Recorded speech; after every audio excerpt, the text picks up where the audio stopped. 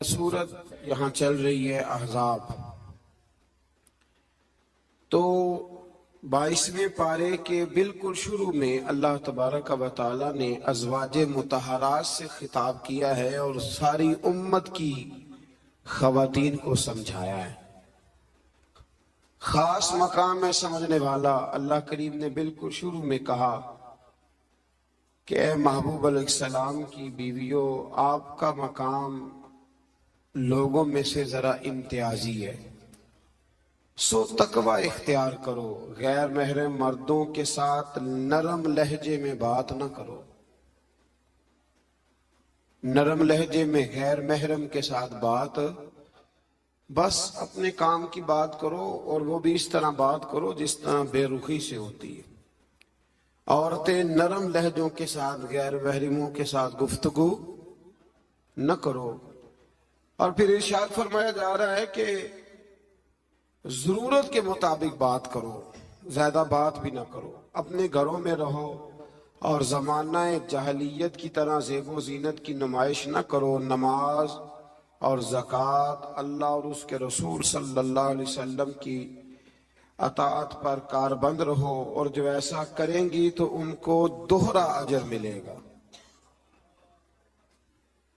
और उनके लिए आखिरत में इज्जत की रोजी का मकाम है, रोजी का एहतमाम है। इसी मकाम पर अल्लाह करीम ने फरमाया इन्नमा युरीदुल्लाह लियुज़हिबा अन्कुमुर रिज्सा अहलल बैति व युतहिरकुम ततहीरा। फरमाया अल्लाह तो यही चाहता है ए नबी के घर वालों कि तुमसे हर नापाकी दूर करके तुम्हें साफ सुथरा कर दे। फरमाया अल्लाह तो यही चाहता है कि तुमसे हर नापाकी दूर करके तुम्हें, पीछे किसका जिक्र हो रहा था? अज़वाजे मुतहरात का, नबी पाक अलैहिस्सलाम की। तो ये जिक्र ही, ये आयत तज़किरा ही अज़वाज के तज़किरे में आया है। बहुत सारे लोग कहते हैं अहले बैत में बीवियां शामिल ही नहीं, ये सिर्फ हुजूर अलैहिस्सलाम कि वो अहले बैत हैं जो हजरत अली, सैयदा फातिमा और उनकी औलाद है। वो खुदा के बंदे, जब आपसे पूछा जाता है घर वालों का क्या हाल है तो बीवियां मुराद होती हैं कि नहीं? जब पूछा जाता है कि घर वालों का क्या हाल है, सिर्फ बच्चे मुराद होते हैं कि बीवी भी मुराद होती है? तो ये अजीब फलसफा है कि यहाँ लोग क्या करते हैं, कहते हैं सिर्फ अहले बैत से हुजूर सल्लल्लाहु अलैहि वसल्लम के औलाद मुराद है, बीवियां मुराद नहीं। तो ये सिरे से बात ही दुरुस्त नहीं है। जब अहले बैत की बात होगी तो हुजूर की सारी अज़वाज अहले बैत में शामिल, ये समझ ले बात। क्योंकि यहाँ तज़किरा ही अज़वाज मुतहरात का चला आ रहा है। फिर इससे आगे आयत नंबर 35 में मोमिन मर्दों और औरतों की इकट्ठी सिफात का बयान है। अल्लाह तबारक व तआला ने फरमाया कि मोमिन मर्द इताअत शार होते हैं, सदाकत शार होते हैं, सब्र और रज़ा का पैकर होते हैं।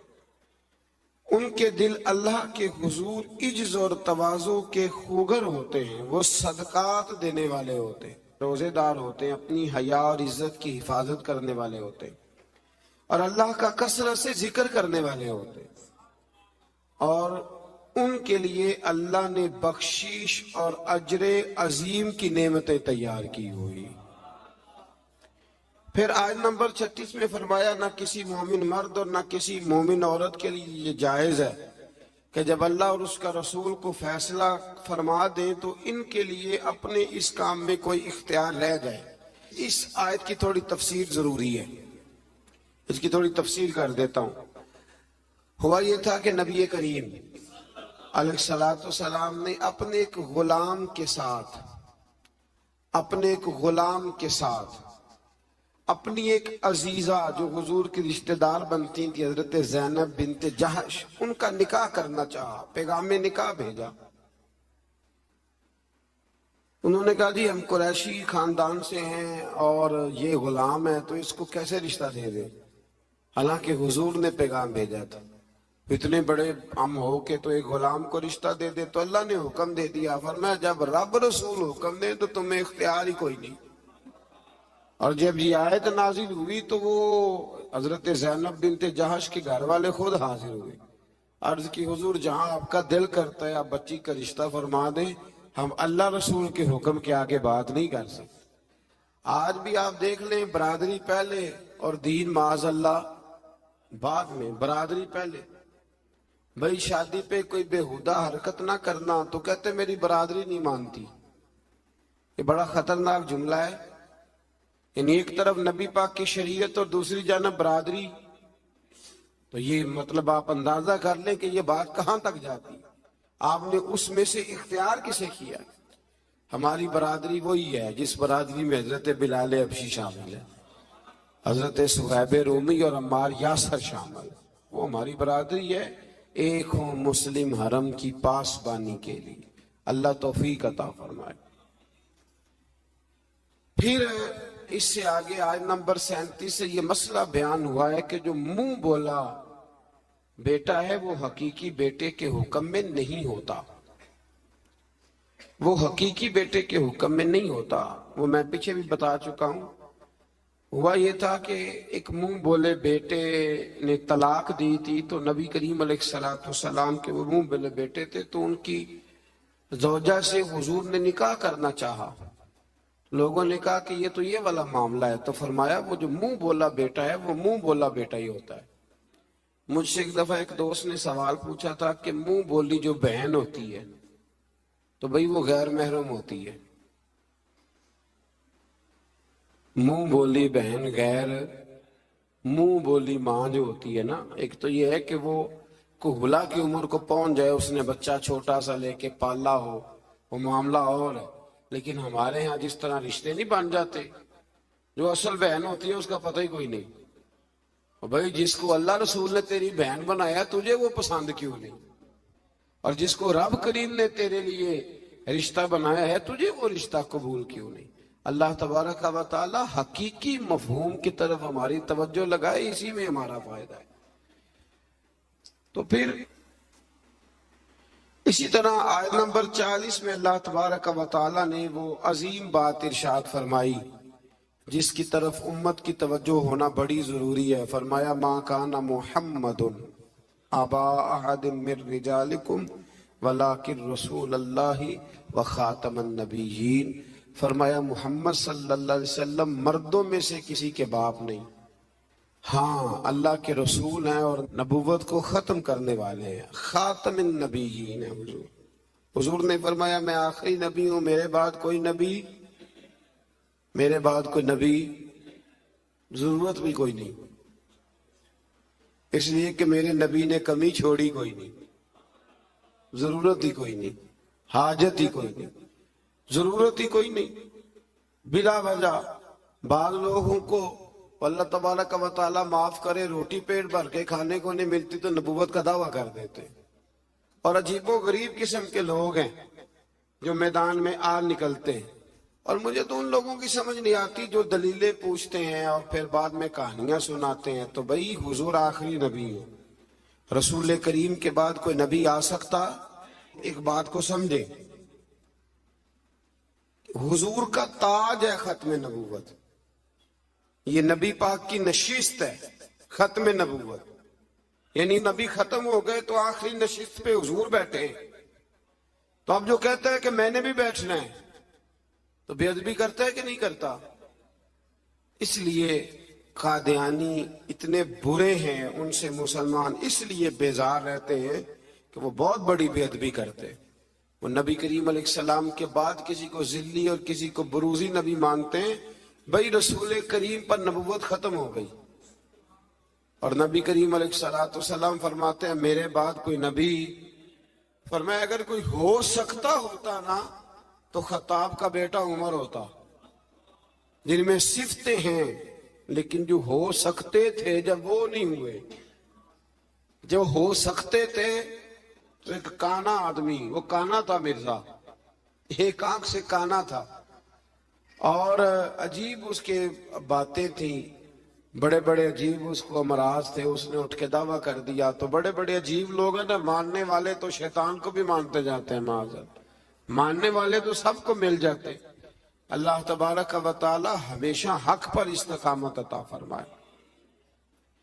پھر اس سے آگے نبی کریم صلی اللہ علیہ وسلم کی کچھ اور صفات کا بیان ہے۔ اللہ کریم نے فرمایا یا ایھا النبی انا ارسلناک شاہدا ومبشرا ونذیرا، اے محبوب بے شک ہم نے آپ کو بھیجا ہے گواہ بنا کر، خوشخبری دینے والا بنا کر، ڈر سنانے والا بنا کر، وداعیا الی اللہ باذنہ، اور ہم نے آپ کو اللہ کی طرف بلانے والا بنا کے بھیجا ہے، وہ بھی اللہ کے حکم سے، وسراجا منیرا، اور ہم نے آپ کو چمکتا ہوا آفتاب بنا کے بھیجا ہے۔ تو نبی کریم علیہ السلام کو اللہ نے یہ صفات عطا فرمائی ہیں، شانیں عطا فرمائی ہیں۔ ایک بات آپ یہاں رک کے ذرا سوچئے گا، کچھ لوگ کہتے ہیں جی شان مصطفیٰ کا جلسہ کرنے کی کیا ضرورت، معراج مصطفیٰ، میلاد مصطفیٰ، آپ سیدھا سیدھا نماز روزے کی بات بتائیں، شان بیان کرنا کیوں ضروری ہے؟ یہ بہت بڑا مسئلہ ہے۔ بعض لوگ کہتے ہیں جی آپ سیدھا سیدھا کہیں کہ حضور نے فرمایا سچ بولو، کھری بات کرو اور دیانتداری، یہ آپ کیا حضور شان بڑی تھی، عظمت بڑی تھی، تو بھئی ان آیات میں اللہ کیا بیان کر رہا ہے؟ کہا میرا محبوب نذیر بھی ہے، بشیر بھی ہے، سراج منیر بھی ہے۔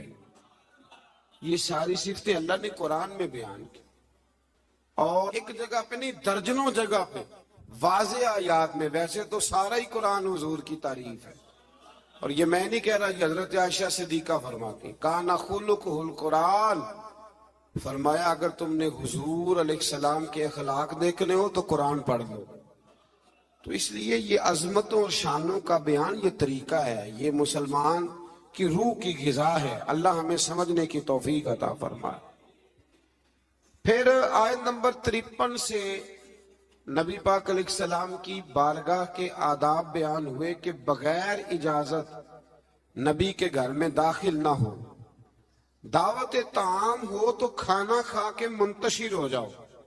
کھانا کھا لیا تو اب ہوا یہ کہ حضور نے دعوت پکائی کچھ صحابہ کی، تو کھانا کھا کے بیٹھ گئے گپ شپ کرنے کے لیے۔ تو محبوب کریم نے ایک دو دفعہ دیکھا کہ اب یہ جائیں، حضور نے آرام کرنا تھا، لیکن کچھ لوگ بیٹھ گئے تو اللہ کریم نے فرمایا جب کھا لیا ہے نا اب جاؤ منتشر ہو جاؤ۔ گویا رب کریم اپنے محبوب کے دربار کے آداب بیان فرماتا ہے، اللہ بیان فرماتا ہے۔ اللہ اکبر۔ نبی کی بیویوں سے کوئی چیز مانگو تو پردے کے پیچھے سے مانگو۔ نبی کی بیویوں سے آپ کی رحلت کے بعد دائمی طور پر مسلمانوں کا نکاح ممنوع ہے۔ اپنے کسی بھی عمل سے اللہ اور اس کے رسول صلی اللہ علیہ وسلم کو تکلیف نہ دو۔ آیت نمبر 9 سے 13 تک ایک بار پھر اللہ تعالیٰ کی قدرت کے تحت بارش کے نظام کا ذکر ہے۔ انسان کو اس کے جوہر تخلیق کی طرف متوجہ کیا گیا تاکہ سرکشی کا شکار نہ ہو، اور وہ یہ کہ مادہ کے پیٹ میں حمل کو بھی اللہ جانتا ہے، اور یہ کہ کس کی عمر میں درازی ہے یا کس کی عمر میں کمی ہے وہ سب اللہ نے کتاب تقدیر میں لکھ دیا ہے۔ آیت نمبر 12 سے فرمایا کہ میٹھے اور کھارے پانی کے سمندر برابر نہیں ہوتے، میٹھے اور کھارے پانی کے سمندر برابر نہیں ہوتے، لیکن فرمایا سب سمندروں سے تمہیں مچھلی کا تازہ گوشت ملتا ہے، پانی جیسا بھی ہو، اور تم ان سے پہننے کے زیور بھی نکالتے ہو، اور کشتیاں پانی کو چیرتی ہوئی چلی جاتی ہیں۔ نظام لیل و نہار اور شمس و قمر اسی کے حکم کے تابع ہیں، اسی کے حکم کے۔ یہ چاند سورج اگر کسی انسان کے قبضے میں ہوتے تو کب سے اختلاف ہو گیا ہوتا، کوئی کہتا ادھر سے نکل، کوئی کہتا کم از کم جو حکومت بدلتی وہ تو ضرور بدلتی ایک دفعہ، اے پچھلے لایا ہے لہذا معاذ اللہ ہم نہیں چلنے دیں گے۔ تو اللہ نے فرمایا یہ اللہ کے تابع ہے، رات دن کا آنا بھی اللہ کے، اور نظام شمس و قمر بھی اللہ کے۔ آیت نمبر 18 میں بتایا کہ کوئی بوجھ اٹھانے والا دوسرے کا بوجھ نہیں اٹھائے گا، یعنی ہر ایک کو اپنے اپنے عمل کا جواب دینا ہوگا۔ اور جو تزکیہ اور تقوی اختیار کرے گا تو اس کا فائدہ اسی کو پہنچے گا۔ پھر فرمایا اندھا اور دیکھنے والا، ظلمت اور نور، سایہ اور دھوپ، زندہ اور مردہ لوگ برابر ہو سکتے نہیں۔ یہاں کفار اور منکرین کو اندھے، ظلمت، دھوپ اور مردے سے تشبیہ دی گئی، اور گویا اللہ کریم نے اہل ایمان کو آنکھوں والا کہا، نور والا کہا، سائے والا کہا، اور فرمایا یہ ہیں وہ جو زندہ ہیں۔ کافر زندہ رہ کے بھی زندہ، اقبال نے کہا تھا زندگی زندہ دلی کا نام ہے، اور مردہ دل کیا خاک جیا کرتے، تو دل زندہ ہو تو پھر ہر شے۔ ایک دانشور کا ایک قول ہے، وہ کہا کرتے تھے رشتے احساس کے ہوتے، رشتے اور احساس نہ ہو تو پھر رشتے بھی۔ اب کو پتہ ہے نا، بہن کا اگر خیال آ گیا تو پھر بہن ہے، لیکن اگر بھائی کہے کہ نہیں جی میرے بہنوئی نے ضائع بڑے کیے ہیں پیسے، وہ تو سارا اس خاندان کو چلا جائے گا تو میں بہن کے بچوں سے، تو یہ احساس ختم ہو گیا۔ تو فرمایا کہ یہ زندہ رہتا ہے، جو مومن ہوتا ہے، مومن زندہ ہوتا ہے، کافر مردہ ہوتا ہے، اس لیے کہ اس کا دل مردہ ہوتا ہے۔ اللہ تعالیٰ نے ان آیات میں یہ بھی بتایا کہ حجت الہیہ قائم کرنے کے لیے ہر قوم کی طرف نذیر یعنی روشن دلائل اور الہامی کتابیں دے کے نبی اور رسول بھیجے گئے، لیکن ہر دور میں پیغام حق کو جھٹلانے والے موجود رہے۔ آیت نمبر 27 میں فرمایا کہ ایک پانی سے مختلف رنگوں کے پھلوں، ایک ہی پہاڑی سلسلے سے مختلف رنگوں کے پہاڑ، ایک نوع انسانی سے مختلف رنگوں کے لوگ، اور چار پایوں اور جانوروں کو مختلف رنگوں میں پیدا کرنا، یہ اللہ تعالیٰ کی وحدانیت کی دلیل ہے۔ ایک باپ کے چار بیٹے ہوتے ہیں، چاروں کی شکلیں علیحدہ ہوتی ہیں، یہ نہ مسل پہ غور نہیں نہ کرتے، ورنہ فوراً بندہ کیا اٹھتا ہے کہ سبحان اللہ و بحمدہ، سبحان اللہ۔ آپ غور کریں، ہر بندے یہ چیزیں لوگ بناتے ہیں نا جی، اس میں اتنی ڈال دو، اس میں اتنی ڈال دو، اتنی، تو ایک طرح کی چیزیں بنتی جاتی ہیں، ایک کی طرح۔ کوئی بھی چیز جو انسان بناتا ہے، چمچ ہے، برتن ہے، تو ایک ہی طرح کا بناتا ہے۔ اللہ کریم کی تخلیق کا کمال یہ ہے کہ ناک ہر بندے کی ایک ہے، آنکھیں دو ہیں، کان دو، ہونٹ سب کے ہیں نا، اور چہرے مختلف ہیں۔ سمجھتے ہیں آپ بات؟ یعنی وہی چیزیں اللہ تعالیٰ نے دیں جو سب کو دیں، پر اس کے باوجود چہرے مختلف ہیں، تو ماننا پڑے گا کہ جو بنانے والا ہے وہ بڑی شان والا ہے، جو بنانے والا ہے وہ بڑی شانوں والا ہے۔ جو وہ بنا سکتا ہے دوسرا کوئی نہیں بنا سکتا۔ آیت نمبر 28 میں بتایا کہ جو علماء ربانیین ہیں نا، ان کے دلوں میں اللہ کی خشیت ہوتی ہے۔ انما یخشی اللہ من عبادہ العلماء، یہ مسئلہ تھوڑا ضرور سن لیں۔ فرمایا اللہ کے بندوں میں سے اللہ سے وہ ڈرتے ہیں جن کے پاس علم ہے۔ ایک لفظ کبھی کبھی ہم کہتے ہیں، لڑائی ہو جائے نا تو کہتے ہیں تو میں نے جانتا نہیں، اس کا کیا مطلب ہوتا ہے؟ تو میں نے کہتے ہیں نا کچھ لوگ، تو میں نے، اس کا کیا مطلب ہے؟ اس کا مطلب ہے کہ تو میرے سے لڑائی کر رہا ہے، تو میری طاقت نہیں جانتا، میرے تعلقات نہیں جانتا، یہ ترجمہ اس کا۔ تو میری دولت کو نہیں جانتا، میں کتنے لوگ میرے ہیں چاہنے والے، پیار کرنے والے، یا میرے خاندان والے، تو جان، یہ مطلب ہوتا ہے کہ تو مجھے جانتا۔ جو جانتا ہوتا ہے وہ ڈرتا ہے، جو نہیں جانتا وہ ایسی ہوتا ہے۔ جو بندہ رب کو جانتا نہیں نا وہ نہیں ڈرتا، اور جو جان لیتا ہے نا وہ ڈرتا ہے۔ پتہ چل جاتا ہے کتنی قدرتوں والا ہے۔ میرے رسول کریم علیہ السلام نے فرمایا میں تم سب سے بڑھ کر رب کو جانتا ہوں، اور میں تم سب سے زیادہ اللہ سے ڈرتا ہوں۔ اس لیے زیادہ باتیں کرنے والا عالم نہیں ہوتا، اللہ سے زیادہ ڈرنے والا عالم ہوتا ہے۔ جو بندہ کہتا ہے میں کسی کو بولنے نہیں دیتا، میں بڑی کہانیاں سناتا ہوں، تو یہ علم کی علامت نہیں۔ انما یخشی اللہ من इबादह उलमा, अल्लाह के बंदों में से जो आलिम है वो अल्लाह से डरते हैं। अगर तू ज्यादा डरता है तो तू बड़ा आलिम है, अगर तू नहीं डरता फिर तू अनपढ़ है। ये तो अपने आप से पूछ ले। अब लोग कहते हैं जो जरी हो जाए, जो बेदरेग बोले वो आलिम है। ना भाई, जो सोच सोच के बोले, जो डर डर के बोले, जो एहतियात से बोले, असल आलिम वही होता है। अल्लाह तौफीक अता फरमाए।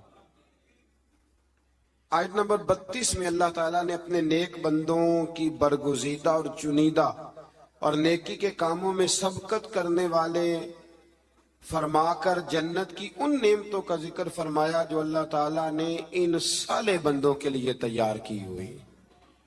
फिर आयत नंबर 40 में मुशरिकों के माबूदाने बातला का जिक्र है। आयत नंबर 41 से फरमाया कि अल्लाह ताला आसमानों और जमीनों को अपने मरकज से हटने नहीं देता, और अगर वो अपने मरकज से हट जाएं तो अल्लाह के सिवा कोई दोबारा उनको अपनी जगह पे कायम करने वाला नहीं है। आयत नंबर 45 में फरमाया कि अल्लाह ताला लोगों की बदआमालियों की वजह से उनकी गिरफ्त फरमाता तो रूए जमीन पर कोई जानदार जिंदा ना होता। अगर अल्लाह ताला लोगों के गुनाहों की वजह से उनको पकड़ता तो फिर कोई मौजूद, तो मर गए होते, सारे खत्म हो गए होते।